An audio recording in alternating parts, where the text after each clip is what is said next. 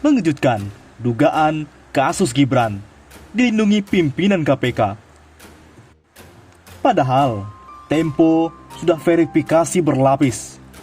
Jadi keliru kalau ada pihak yang mencoba membangun narasi kalau laporan itu didasari oleh kebencian terhadap keluarga presiden, terhadap Gibran, atau terhadap PDI Perjuangan. Sama sekali tidak, kata Wahyu, Tempo. Putra sulung Presiden Joko Widodo, Gibran Raka Buming Raka, membantah disebut terlibat dalam pusaran korupsi Bansos, ex-Mensos Juliari Batubara. Wakil Ketua KPK, Alexander Marwata, menyebut informasi tersebut merupakan rumor yang sudah diklarifikasi oleh Gibran. Kan sudah diklarifikasi oleh yang bersangkutan sendiri, oleh Mas Gibran, kan gitu, kata Alexander Marwata saat ditemui wartawan usai menjadi pembicara dalam acara Harkodia di Gedung Putih Kantor Bupati, Kompleks Kantor Terpadu Pemkab Boyolali, Rabu 23 Desember. Alex sapaannya mengatakan semua informasi terkait kasus korupsi bakal menjadi perhatian penyidik. Namun, pihaknya memastikan informasi tanpa disertai alat bukti tidak akan ditindaklanjuti.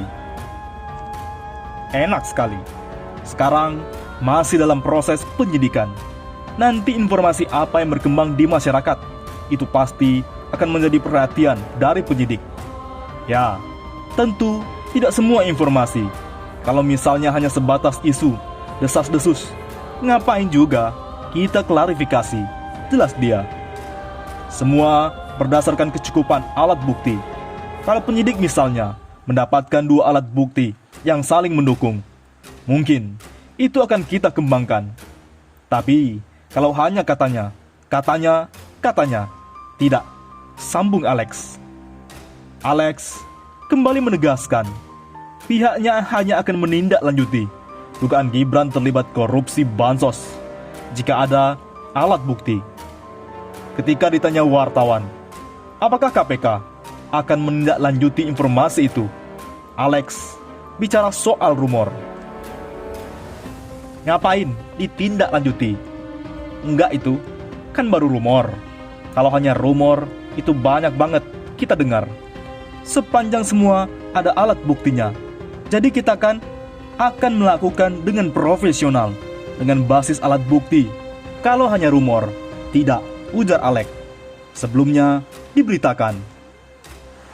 Berkebalikan, pemimpin redaksi majalah Tempo, Wahyu Jatmika, mengatakan laporan majalah Tempo edisi 21 Desember 2020 tentang korupsi bantuan sosial atau Bansos sudah menerapkan disiplin verifikasi yang ketat. Ia menyayangkan adanya sentimen yang menyebut bahwa laporan tersebut tendensius menyerang Partai Demokrasi Indonesia Perjuangan dan Gibran Raka Buming Raka, putra Presiden Joko Widodo. Tempo telah melalui upaya verifikasi berlapis dan konfirmasi dalam rangka mempersiapkan laporan ini, kata Wahyu, Selasa 22 Desember 2020. Ia mengatakan laporan ini berawal dari sejumlah pengusaha yang menjadi korban pemerasan dari staf Kementerian Sosial.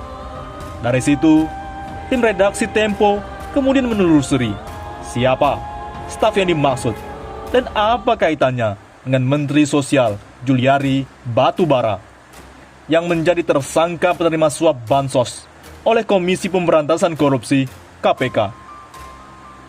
Dari sana, Wahyu mengatakan muncul berbagai informasi termasuk nama Gibran maupun politikus PDIP Puan Maharani. Redaksi Tempo pun kemudian memeriksa kebenaran informasi tersebut. Jadi, keliru kalau ada pihak yang mencoba membangun narasi kalau laporan itu didasari oleh kebencian terhadap keluarga presiden, terhadap Gibran, atau terhadap PDI Perjuangan. Sama sekali tidak, kata Wahyu. Ia pun mengatakan, redaksi telah mencoba mengkonfirmasi temuan tersebut kepada Gibran.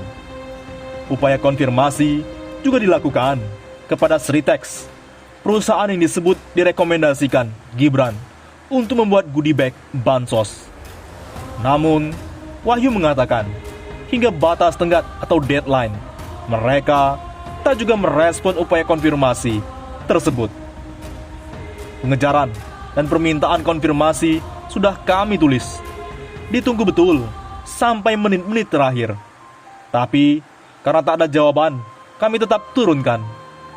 Karena, berdasarkan kode etik, sepanjang ada upaya untuk meminta konfirmasi, sebuah laporan tetap bisa diturunkan berdasarkan verifikasi atas fakta yang kami temukan, kata Wahyu.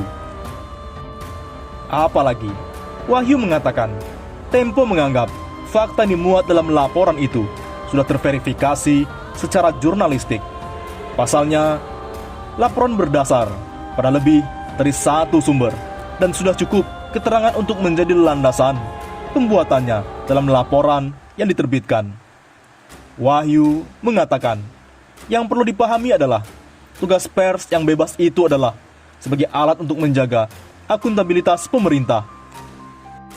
Mereka bertugas sebagai anjing penjaga atau watchdog. Karena itu, ketika begitu menemukan indikasi penyimpangan, adanya laporan terjadi pelanggaran, ya, pers itu harus menggonggong, harus berteriak, memberi peringatan. Jadi itu esensi dari semua pemberitaan Tempo, kata Wahyu. Oleh karena itu, banyak warga masyarakat yang meminta kasus tuduhan keterlibatan Gibran, korupsi, segera diusut tuntas. Kami rakyat sangat berharap usut tuntas atas semua kasus korupsi dana bansos yang sangat menyayat hati. Pandemi sekarang ini, semua serba susah, makan susah, kerja susah, kuliah susah, semua susah, tulis akun si Fahmi. Ia melanjutkan bahwa sebagai rakyat kecil yang seharusnya menerima bantuan dari pemerintah, malah dikorupsi. Belum usai permasalahan tersebut, dirinya merasa prihatin mendengar kabar Gibran ikut terjerat meski masih belum terbukti. Walaupun belum terbukti, kami harap semua dapat terungkap dan hukum tetaplah hukum, tidak pandang bulu, entah pejabat, anak pejabat, dan lain-lain. Itu yang kami harapkan dari rakyat kecil, tambahnya. Bahkan, ada juga netizen yang menyampaikan kepada Gibran bahwasanya menjadi pengusaha itu lebih enak ketimbang terjun ke dunia politik. Udah enak jadi pengusaha, ngapain ikut-ikutan ke politik sih Bran? Kan kena getahnya, kata akun Mulyono.